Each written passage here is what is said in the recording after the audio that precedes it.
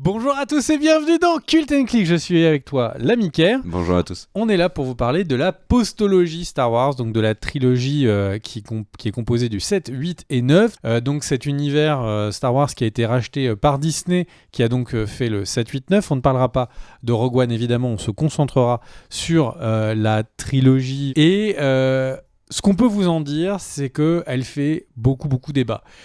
Il n'y a qu'à voir la dernière vidéo qu'on a pu voir qui était la critique spécialement ciblée sur l'épisode 9. Avec spoil, il y avait autant de gens qui nous disaient que en fait le film était bien que des gens qui nous disaient que c'était que comment est-ce qu'on peut être des vendus d'avoir dit que le film n'était pas si catastrophique. Pourtant on l'a défoncé du début à la fin. Et d'autres personnes qui nous disaient mais pourquoi est-ce que au contraire vous l'attaquez alors qu'il est parfait. Et donc, vraiment, une communauté Star Wars, une communauté de fans, de cinéphiles, très divisée autour de cet épisode 9, eh bien, on va tout simplement, là, maintenant, faire un pas en arrière, prendre le temps, faire le bilan calmement, pour se poser des questions sur cette trilogie Star Wars.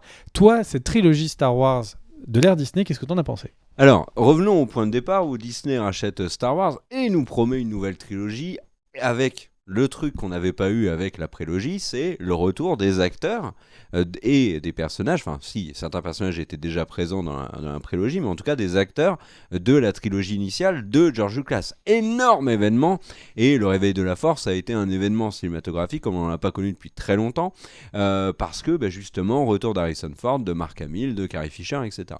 Disney nous avait promis de nous en mettre plein les vues.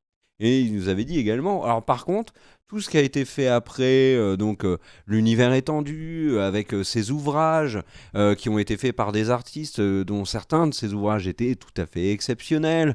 J'ai des amis qui me disaient à quel point il y avait du potentiel dans la suite. Tout ça, Disney a dit non mais c'est pas canonique, nous on va faire un truc, mais accrochez-vous bien au siège, ça va envoyer. Arrive, alors je vais faire les trois, très rapidement. Réveil de la Force, ma foi, film fort sympathique, parce que on marchait dans des souliers bien connus, puisque c'était, comme on l'a dit, très proche de la trame d'un Nouvel Espoir, qu'en effet, on était content, on retrouvait Chewie, on retrouvait Han Solo, on retrouvait Skywalker, mais vraiment sur la fin. Enfin, on était dans un univers qui était déjà connu, et surtout avec énormément de promesses, parce qu'on termine le Réveil de la Force, on a la possibilité, on rêve, on imagine ce qui peut arriver. On avait fait plein de théories, c'était extraordinaire. Les Derniers Jedi, alors c'est un film qui est incroyablement critiqué. Je me rappelle quand il est sorti, moi j'avais plutôt bien aimé le film. On avait fait une critique où on était plutôt positif, tout en soulignant quand même le fait qu'il y avait des éléments du film qui n'allaient pas. Et je l'ai revu, ces Derniers Jedi, juste avant d'aller voir le 9. Et à ma grande surprise, je me suis énormément ennuyé devant ce film. Et alors le 9, alors toujours avec les mêmes problèmes sur le 8, mais là pour le coup tu vois un nouveau visionnage, c'était l'ennui. Et des scènes que j'avais trouvées vraiment impressionnantes à l'époque m'ont déçu. La raison principale, mais ça c'est lié à toute cette trilogie là, c'est que on est dans un univers qui a marqué notre enfance, on nous redonne quelques petits éléments de cet univers là. Forcément ça nous fait plaisir, on voit des X-Wing, on voit même le son, etc., la musique, tout forcément on apprécie, mais bon, arrive le 9, on en a déjà largement parlé, il y a d'énormes problèmes, mais bon, regardez les vidéos sur le 9, qui pour moi est une conclusion à la trilogie, mais un film qui globalement ne va pas sur de très nombreux points. Et si on prend la trilogie dans son ensemble, et si on revient au point de départ, il y a deux éléments qui m'embêtent énormément et qui font que cette trilogie, je ne l'apprécie pas du tout. Mais vraiment pas du tout, je vais vous expliquer pourquoi. Premier point. Donc Disney arrive et nous dit cette trilogie-là, c'est l'histoire du Premier Ordre, l'Empire, qui va donc affronter Rey, alias Luke. En fait, ils ont repris tous les éléments qu'on avait déjà vus dans la première trilogie.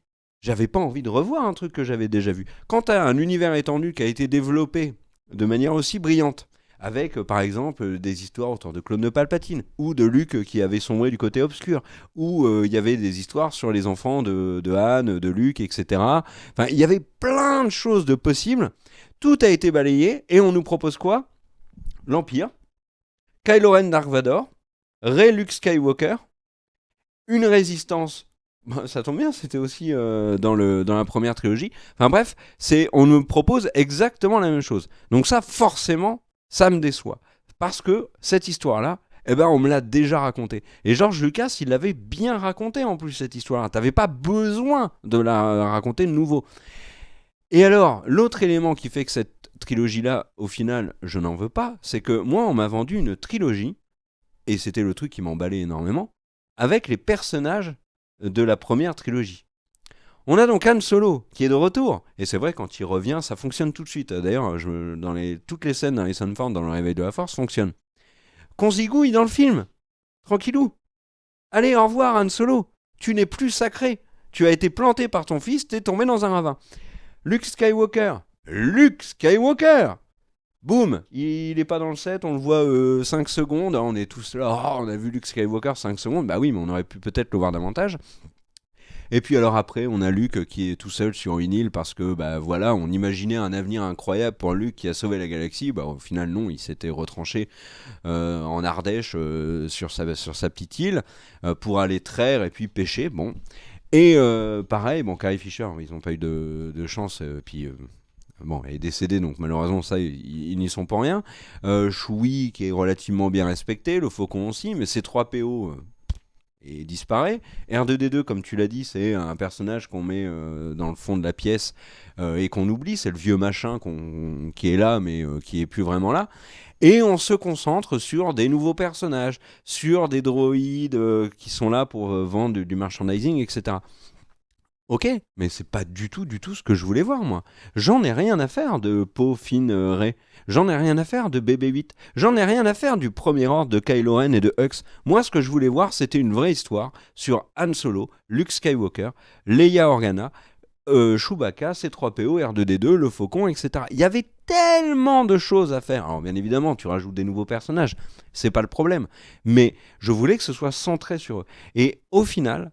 non seulement c'est pas centré sur eux, mais tout ce qui a été fait dans cette trilogie les démystifie, je trouve. Luke est méconnaissable. Leia, son personnage est quand même, je trouve, il y a plein d'éléments de Leia qui sont pas développés correctement, qui sont amenés de manière un peu brutale. Le fait qu'elle puisse nager dans l'espace, le fait qu'elle ait eu un apprentissage Jedi avec Luke et expédié dans un flashback qu'on voit en 5 secondes. Tous ces éléments-là m'ont profondément agacé, et de cette trilogie-là, qui est en fait une redite, mais en beaucoup moins bien de ce que j'avais déjà vu, bah je ne vais rien retenir. Cette trilogie, elle est finie, je l'ai vue, je vais passer à autre chose. J'avais acheté les 2 Blu-ray de Le Réveil de la Force et les Derniers Jedi en 3D, parce que je me suis dit, en 3D, ça va envoyer et tout. Non, en fait, je les ai revendus, je m'en fous. Et avec du recul, je pense que Solo restera plus que cette trilogie-là. Parce que Solo, alors avec tous les défauts qu'a Solo, bah c'était une histoire à part, tu vois, un truc bien... Là, c'était juste une redite en moins bien. Et alors, élément merchandising, par exemple, BB-8. Ok, ça vend des trucs. Mais moi, il y a un truc qui me gêne beaucoup sur cette nouvelle trilogie, c'est R2D2. C'est le côté générationnel. R2D2, c'est un personnage dans Star Wars qui a vendu le plus de goodies de tout Star Wars. Parce qu'il est très facile à vendre. Alors, tu peux faire des petits robots qui parlent, tu peux faire des petits jouets, tu peux faire des tirelires, tu peux faire une tasse R2D2, tu peux faire un cosplay R2D2, tu peux faire plein de trucs avec R2D2. Ça aurait été l'opportunité, tu le mettais dans la nouvelle trilogie, là je parle en business pour Disney, tu le mettais au cœur de cette trilogie-là, t'avais des millions et des millions de pères ou de grands-pères qui allaient dire aux enfants ou aux petits-enfants, oh R2D2, oh, tiens, je vais t'acheter des petits cadeaux R2D2, tu verras, le personnage est génial. Non, on l'a viré, on a mis BB-8, on a mis des porgs, alors ça a été mignon 5 minutes, et puis on a mis dans le 9 un robot plante verte, complètement useless, donc je n'ai même pas retenu le nom, et en fait, on a sacrifié tout ce qui avait été là à l'époque de George Lucas. Pour au final terminer la trilogie avec Le Réveil de la Force, énorme événement, gros carton au box-office, c'est un des plus gros succès de l'histoire du cinéma. Les Derniers Jedi qui a quand même rapporté beaucoup moins. Et là, l'ascension de Skywalker sort au cinéma. Donc, chiffre comme ça de tête, 250 millions aux États-Unis pour le 7 pour son premier week-end, 220 pour ouais, ça doit être à peu près ça, 220 pour les derniers Jedi, 170 pour l'ascension de Skywalker. Ça ne fait que baisser, tant et si bien que les spécialistes du box-office disent mais le film va faire son milliard.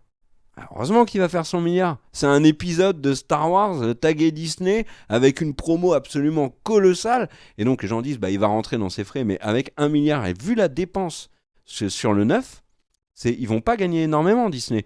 Rappelons, on en avait déjà parlé sur la chaîne, mais il y avait une étude qui avait été faite sur le box-office et sur les rentrées, ce que rapportait réellement un film au studio qui le produisait. C'était L'Ordre du Phénix sur Harry Potter. Il a fait plus de 900 millions au box-office et il a fait perdre de l'argent à Warner en salle. C'est seulement après, sur l'exploitation des droits télé, etc., que le film a été rentable. Donc, d'un point de vue business, je la comprends pas, cette trilogie. Maintenant, on sort du truc, Disney sait pas où va avec Star Wars.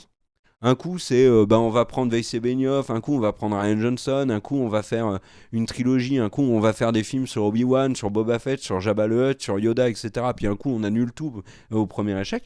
Là, le constat est terrible pour Disney.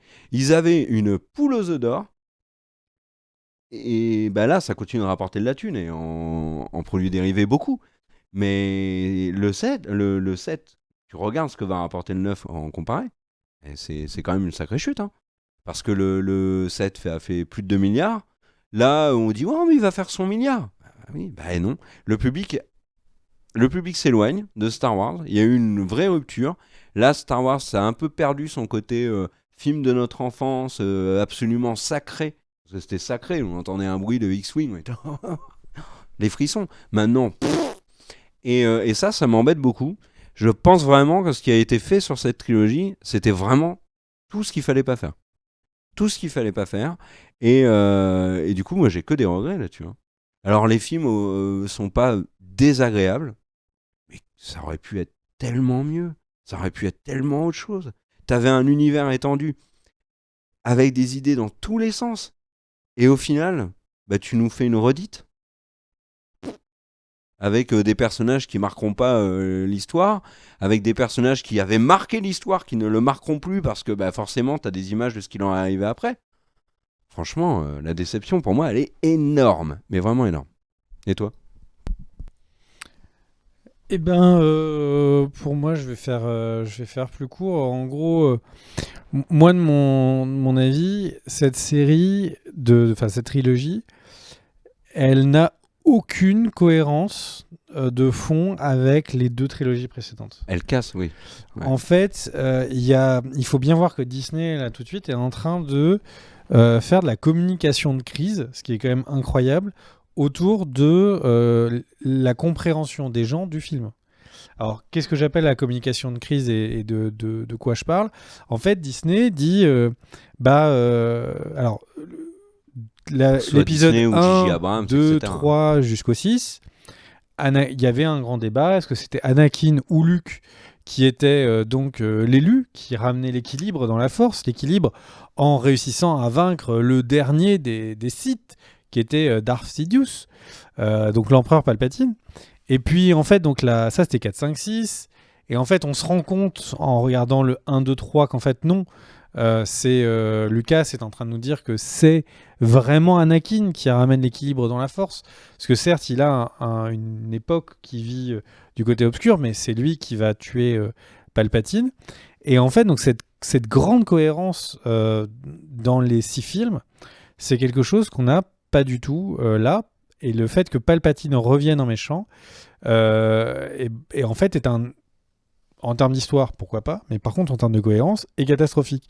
Et quand je dis que Disney fait de la communication de crise, c'est parce que donc là, le jour d'avant où on recorde la vidéo, Disney a annoncé que non, en fait, il faut bien voir que la prophétie était que l'élu était une personne qui ramenait l'équilibre dans la Force entre 2 battements de souffle. Et qu'il fallait donc y comprendre que le bien et le mal passeront toujours de l'un à l'autre et qu'il y aura toujours un élu. Mais vous foutez de notre gueule, en fait. Non, mais c'est pas plus compliqué que ça. C'est qu'en gros, ils sont en train de nous dire non, mais la prophétie, c'est plus compliqué que ça. En fait, tu vois, si tu prends ça sur le signe du Sagittaire et du Capricorne et du Taureau, l'année du singe, en fait, bah le vrai élu, c'était ni Anakin ni Luke, c'était et Luke et Anakin et Rey et les 10 autres putain d'élus qu'on va te filer dans tes Kellogg's parce qu'on va faire un partenariat avec.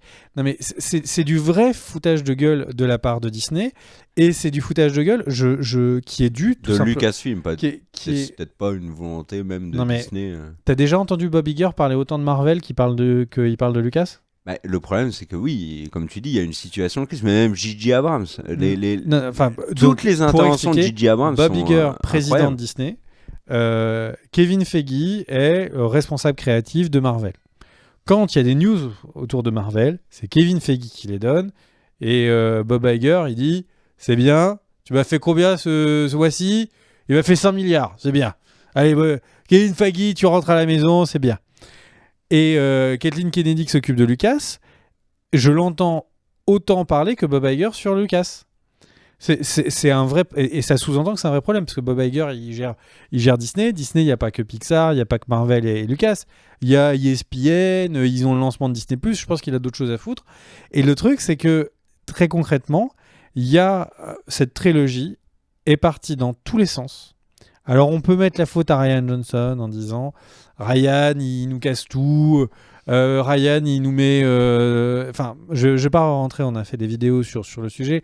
Mais vraiment, Ryan, certes, n'a l'air humainement pas génial. Mais le Si, truc... mais humainement, on n'en sait rien. Bah non, mais parce qu'en fait, je fais aussi référence aux interviews Oui. où le mec, il explique que quand même, c'est du génie, son film. Oui, c'est vrai. Donc, on l'a vu, le film, c'est loin d'être du génie. Et en fait, le truc de Rian Johnson, c'est que comme c'est un bon client à ne pas être aimé, en fait, il s'en prend plein la gueule. Mais le fait est que lui, il a pas fait un film en cachette. Il s'est pas dit je vais tuer Snoke, personne ne sera chez Disney. Non, en fait, il a prévenu tout le monde. Il a participé sur le scénario. Il l'a envoyé. Il a été validé. Ils ont dit OK. Ils ont casté un acteur. Ils ont fait les effets spéciaux pour le faire mourir. Enfin, concrètement, il a rien fait tout seul, cet ami Ryan. Et c'est exactement ce qu'on essaye, enfin, pas maintenant, mais tu sais, au moment de la sortie du 8, quand J.J. Abrams a repris à la place de Trevorrow le 9, c'était très clairement ce qui était sous-entendu. Il y avait quand même plein d'articles qui expliquaient que J.J. Abrams, qui est quand même le mec qui a chapeauté toute la trilogie, il n'était pas du tout au courant de ce que faisait Rian Johnson sur le 8. Et il a dû découvrir ça au cinéma, voire peut-être même s'il n'est pas allé le voir au cinéma, peut-être que c'est des gens qui lui ont dit. Ou alors peut-être que c'est quand il l'a vu sur TF1. Clairement, le truc, c'est que soit il y a... Enfin, il n'y a pas de soit, en fait. C'est Disney qui a géré n'importe comment ses équipes créatives. Enfin, Disney, Lucasfilm, Kathleen Kennedy, toute la hiérarchie.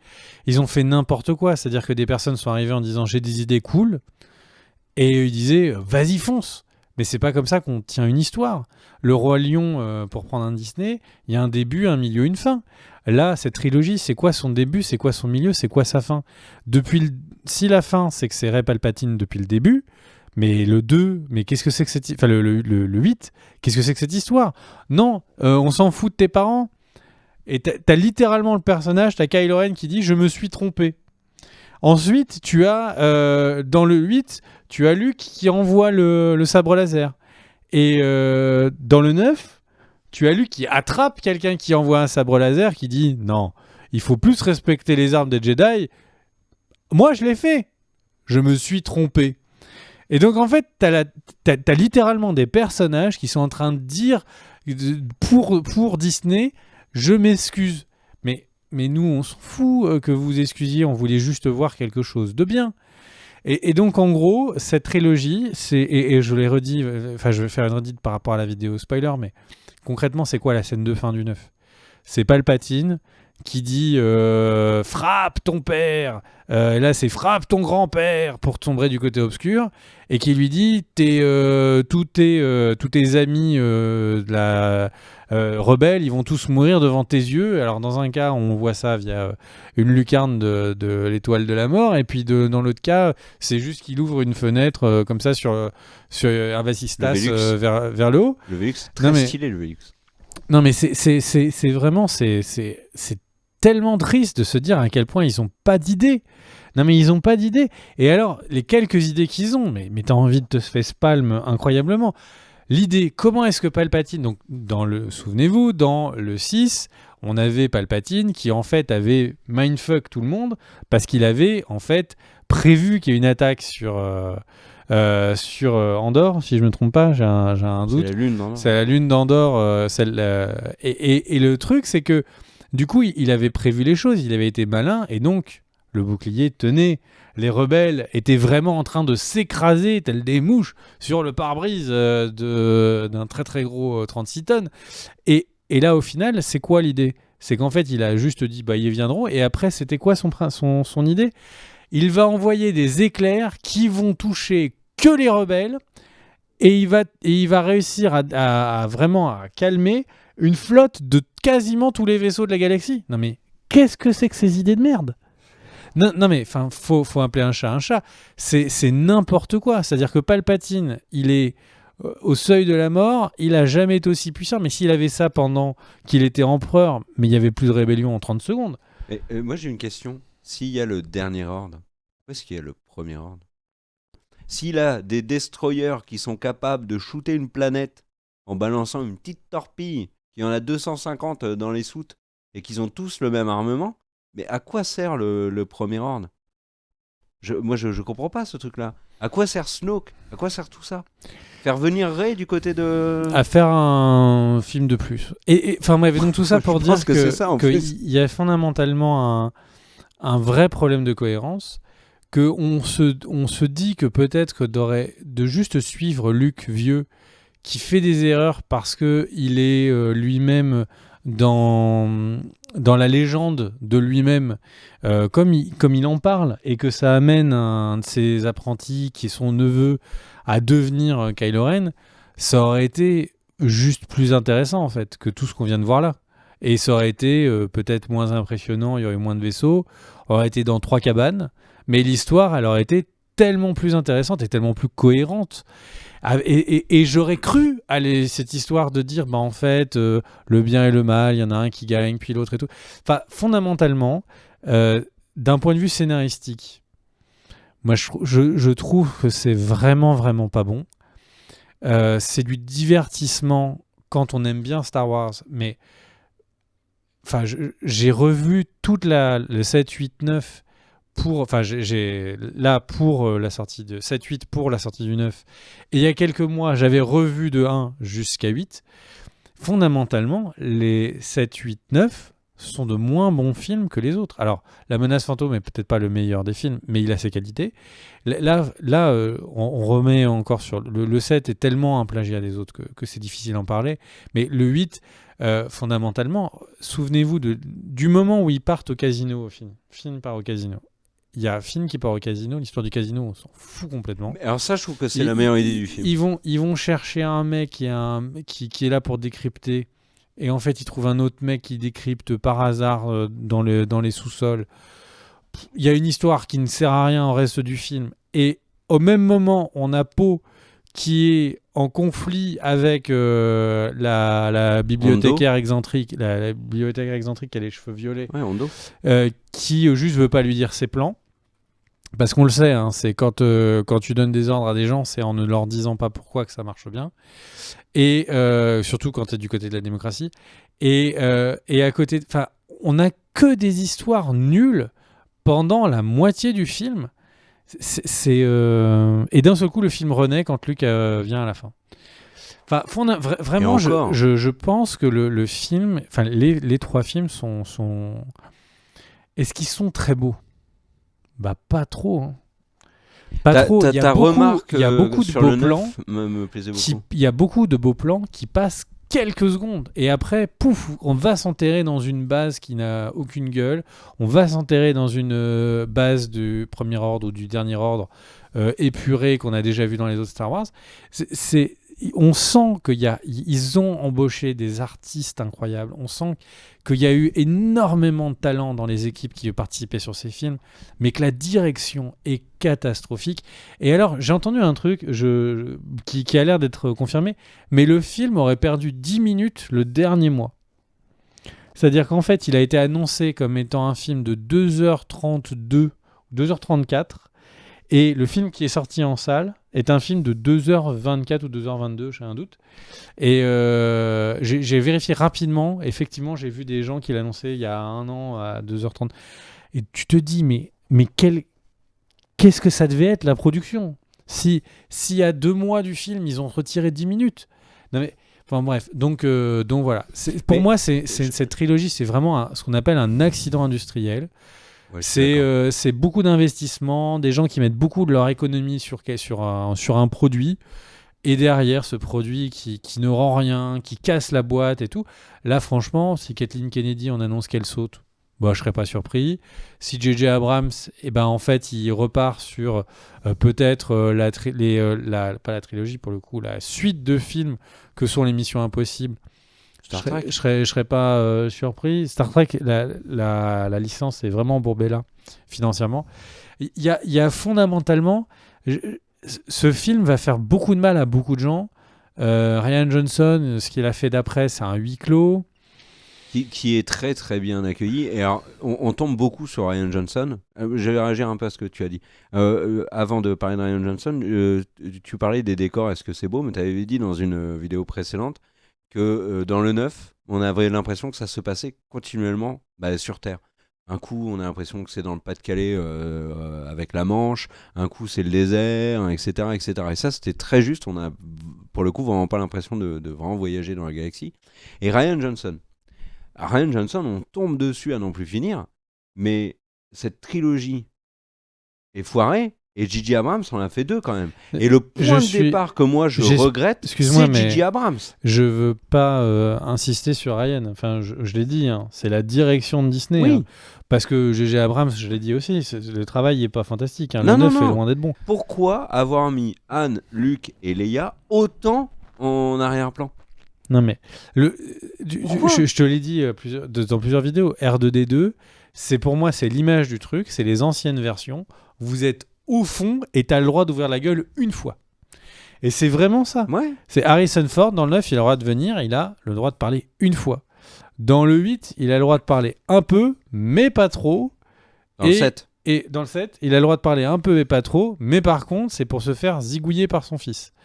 Dans le 8, Luke, il a le droit de venir, mais c'est vraiment pour passer pour un guignol et de faire que des trucs qu'il n'a jamais fait dans l'histoire de Star Wars par rapport à son personnage. Et que Mark Hamill ne comprend pas. Et à la fin, c'est pour mourir sans le dire à l'acteur. C'est-à-dire que Mark Hamill, on le rappelle, hein, quand à la fin, Luke devient Force Ghost, donc quand Luke meurt... Évaporé sur un caillou. Ils ont joué la scène en disant à Mark Hamill qu'il tombait de fatigue par la projection astrale. C'est du foutage de gueule comme on en a jamais entendu... Enfin, j'en ai jamais entendu parler dans des films, sauf dans les Tortues Ninja. Je viens de penser qu'effectivement, dans les Tortues Ninja, effectivement, ils s'étaient foutus de la gueule des acteurs. Et ouais, non, mais alors, l'histoire, elle est hyper longue. Mais l'histoire des Tortues Ninja et des acteurs... Le film avec Megan Fox. Oui, mais j'ai entendu des interviews d'acteurs, mais ils sont encore au-dessus. Et peut-être qu'il faudra faire une vidéo qui s'appelle le foutage de gueule des productions. Non, mais c'était n'importe quoi. Il les tenait captifs sur les lieux de tournage. C'est-à-dire qu'ils n'auront pas mis de pistolet sur un temple. Mais en fait, ils n'avaient pas le droit de rentrer chez eux. Parce que comme ils devaient rentrer avec des chauffeurs, parce qu'ils étaient dans des lieux improbables, en fait, la maison de production, pour s'assurer qu'ils étaient obligés de faire des heures sup non payées, envoyait les chauffeurs qu'une fois que tous les autres techniciens sont sortis du set, parce qu'en fait, les électros, les gens qui branchent la lumière, etc., sont payés à l'heure, les acteurs sont payés au cachet. Et du coup, ils faisaient rentrer... tout le monde. Les mecs, ils sont en costume de tortue, tu sais, sont lourds, qui sont ridicules, mais ils étaient obligés de rentrer après les balayeurs, parce que les balayeurs étaient payés en heures sup, et eux non. Non mais il y a une suite d'anecdotes sur les Tortues Ninja qui est pas possible. Et ben à part les Tortues Ninja... Ouais, mais ça a donné un bon film. À part les Tortues Ninja, j'ai jamais entendu autant de foutage de gueule que quand on entend les acteurs parler, au point où Mark Hamill n'a plus le droit de s'exprimer. Et Mark Hamill a dit qu'effectivement, il avait dit des trucs qu'il comprenait, qu'on lui a demandé de moins parler. Enfin, c'est fou, c'est juste fou. Enfin bref, donc cette trilogie, on l'oubliera. Est-ce que Disney, qui part sur un KOTOR sur The Unchained Republic ou qui part sur des bases différentes. Alors, mais plus trilogie. On entend plus trilogie. Après, on entend beaucoup de choses sur Darkhaven ou Mais le truc, c'est que peut-être que de s'affranchir du poids de l'héritage des Skywalker fera du bien à Disney. En fait, fondamentalement, c'est pas dans la colère plus que de la tristesse. C'est-à-dire qu'en fait, Star Wars, on est né avec, littéralement. C'était avant là. Mais on est né l'année du Retour du Jedi. On savait que c'était. On est littéralement né avec. Ouais, mais et le truc, c'est que il y avait. Nos années d'enfance ont été baignées dans des Star Wars. C'était les films qui passaient tous les ans, approximativement à Noël, sur les fêtes. Avec la 7e compagnie. Il y avait et les gendarmes. Des Saint-Tropez, bien évidemment. Les gendarmes je sais pas trop le dire. Quelque chose. Et donc à côté de ça, donc il y avait vraiment ces films qui étaient vraiment présents. Ma vie de jeune adulte, c'est l'arrivée de 1, 2, 3. Enfin donc Star Wars, c'est vraiment important. Et là, c'est pas n'importe quoi. Disney a réussi un tour de force incroyable de refaire venir les anciens acteurs qui avaient dit qu'ils ne voulaient pas, et ils ont réussi à les faire venir. Alors certains disent, quand tu as un chéquier illimité, c'est plus facile, mais ils ont réussi à les faire revenir, à leur donner envie de s'enthousiasmer. Mark Hamill disait que, enfin vraiment, quand il parlait des films, on sentait qu'il avait vraiment envie que ça plaise, et tout ça s'était remis en place. Et au final, pour se viander, quoi. Donc je suis triste, voilà. Si après ces vidéos, il y en a d'autres qui disent qu'on est sponsorisé par Disney, j'ai envie de dire mais c'est on donne. Mais après, soyons honnêtes, quand tu auras un truc, si Disney fait un Star Wars qui nous plaît, on le dira tout autant. Enfin, je veux dire, il y a pas on n'est pas des haters de rien du tout. On donne notre avis. Mais évidemment que non. Mais tu parlais des claques, etc. Mais c'est ce que je voulais dire en fait. Cet échec-là peut être vraiment utile pour l'avenir. C'est-à-dire que là, concrètement, ils savent, en ayant perdu quand même une grosse part du public et donc un manque à gagner colossal, ils savent que maintenant ils doivent traiter Star Wars avec, j'ai envie de dire, un peu avec amour, et ne pas par exemple tourner le dos à ce qui a déjà été fait, parce que tu tournes le dos à l'univers étendu, mais pour moi dans la trilogie, très clairement, tu manques de respect à Mark Hamill, tu manques de respect à Harrison Ford, etc. Alors, j'ai deux trucs et ils peuvent corriger. Les prochains films peuvent être inspirés de l'univers étendu. Il peut y avoir des choses intéressantes. Mais là, concrètement, ils terminent une trilogie en disant ouais, maintenant il va y avoir des séries, il va y avoir des. Kathleen Kennedy a dit qu'il allait y avoir des personnages de cette trilogie-là qu'on allait revoir. Elle n'a pas précisé dans quoi. Mais ça va te hyper, toi? Une série sur Finn? Une série sur Poe Dameron, etc. Alors, Poe est pas désagréable comme personnage. Finn non plus. Mais tout ça est issu d'une trilogie qui a globalement déçu énormément de monde. Moi, ce qui me ferait marrer, c'est qu'un jour Disney dise non, mais en fait, on s'est planté. C'est pas l'univers étendu qui est pas canonique. C'est la trilogie qu'on vient de faire. Elle est plus canonique. On l'oublie. Alors, je voulais dire deux trucs, mais là, de ce que tu viens de dire, je vais en dire trois. Le premier, c'est que les gros studios ont fait des trucs que, si on m'avait demandé, j'aurais dit impossible il y a quelques temps. C'est-à-dire que Terminator, il y a 1, 2, 3, etc., etc. Et puis après, ils ont commencé à arrêter de compter. C'est devenu Terminator Genesis, pour justement rebooter. Et en fait, le dernier Terminator qui est sorti, dont j'ai complètement oublié le nom. Alien versus Terminator. Non. Et Dark Fate. Dark Fate. Non, Renaissance, Daniel, c'était il y a 10 ans. Non, c'est Dark Fate. Dark Fate. Et donc, en fait, le Dark Fate est censé être un Terminator qui est le Terminator qui arrive après le 2. Et donc, en gros, les studios décident de gommer des films qu'ils ont faits. Ce qui paraît fou. Mais Ghostbusters, encore, ancienne licence qui va faire un nouveau film. Eh bien, le nouveau Ghostbusters est un film qui oublie et efface le Ghostbusters reboot avec que les actrices issues du Saturday Night Live qui, du coup, étaient sorties il y a quelques années. Donc, les studios font des trucs... Alors, c'est pas Star Wars, mais en termes de taille de licence, mais faut jamais dire jamais. En tout cas, les studios américains nous ont montré que quand il y avait de l'argent à gagner, tout était sur la table. Ça, c'est le premier truc. Le deuxième truc, c'est que souvent, alors on dit que la règle, c'est que dans des licences très fortes, un mauvais film ne se paiera jamais sur le film qui est mauvais. Qu'est-ce que ça veut dire? Ça veut dire qu'en gros, on l'a vu avec Solo. Tu fais un mauvais film, c'est le suivant, c'est le numéro 3, si le 2 était nul, c'est le 3 qui démarre beaucoup moins fort, qui amène moins de gens, etc. Parce qu'en fait, les gens, ils aiment bien ta licence, ils viennent la voir, ils sont déçus, ils décident de ne plus y retourner. Et en fait, là, je pense qu'on vient de voir exactement ça. Car vous donnez les chiffres du box-office, c'est exactement ce qu'on a vu. Le 1 a déçu, le 2 a déçu, le 7 a déçu, le 8 a déçu, et du coup, tous les chiffres Mais ne font que regarde baisser. Solo. Tout le monde dit Solo, Donc, la c'est prochaine. nul. C'est nul, ok. Mais avant de savoir que c'est nul, il faut aller le voir. Un Star Wars avant sortait, les gens allaient le voir. Solo, son échec au box-office n'est pas tant imputable à Solo en lui-même. Alors, il est lié à la promo parce qu'elle a été discrète, etc. Il est sorti à un mauvais moment, notamment. Mais c'est surtout lié à la shitstorm monumentale qu'il y a eu sur les derniers Jedi quelques mois avant. Puisque Solo a suivi les derniers Jedi. Et en fait, mon propos, c'est de dire que là, si Disney refait un Star Wars là maintenant, là maintenant, en 2022, 2024, 2026, la problématique qui va se poser, ça va être comment faire un film qui ne va pas avoir 1 milliard de budget parce qu'ils ne le gagneront pas au box-office. Et donc, comment faire un film qui va avoir un budget... tu fais pas des films à perte. D'ici 2022, en faisant des bonnes séries Star Wars sur Disney+, ils vont réussir à faire oublier cette trilogie-là. Il suffit que la communication... Tu mets trop de poids sur les séries. Non, mais moi je pense, c'est tout con. Hein. Tu fais prochain film, tu dis, il y a George Lucas. C'est bon. Je pense qu'il faut faire attention à l'histoire des séries parce que c'est pas TF1, France 2, Canal, etc.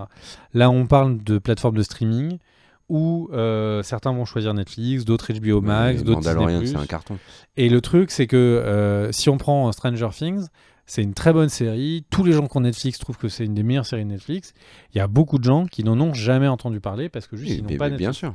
Donc Disney+, faut pas partir du principe que c'est un truc aussi mainstream que les séries qui sont sur TF1. Pas pour l'instant. Samedi. Mais donc d'ici je voudrais juste terminer 2022, sur mon quand troisième même, point.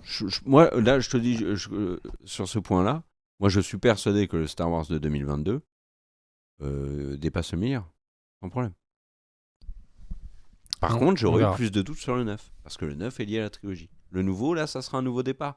Il suffit, comme je te dis, que Lucas soit attaché au projet, ça va rassurer les gens. Tu dis il ça, suffit mais que Mandalorian ce soit bien sur Disney+, qu'il y ait d'autres séries, etc.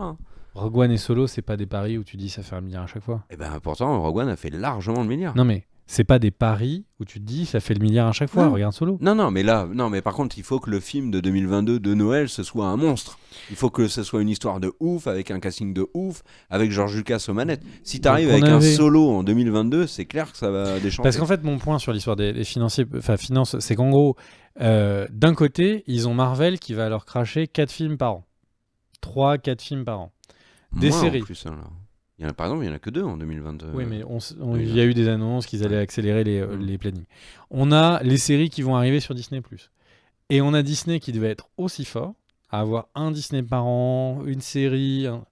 Et là, on est loin du compte, quoi. On était, quand Rogue One est arrivé, c'était vraiment avec une ambition d'accélérer la franchise et d'avoir 2, 1, puis 2, puis 3 films par an. Là, on est très très très loin. Bon, je voudrais juste revenir sur les projets qui sont annoncés là. On sait qu'il y a un Star Wars qui sort en 2022, on ne sait pas lequel. 2022, 2024, Voilà. 2026, les dates sont déjà prises. Alors, je me souviens plus la date de 2022. C'est en décembre 2024, oui, c'est décembre, mais je me souviens plus du jour. En 2026, non, 2024, c'est le 18 décembre. Et en 2026, c'est le 20 décembre. C'est toujours à la même période de l'année et ça sera, comme on le disait, en rotation avec Avatar qui va sortir toute une série de films.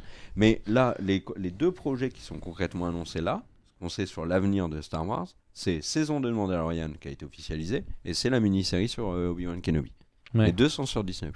On se retrouve pour une prochaine vidéo dans pas longtemps. Des bisous à vous, des bisous à toi, mon cher Kerr. Merci Daniel pour cette réalisation presque impeccable, les commentaires le diront. Ouais. On se retrouve. C'était du J.J. Abrams.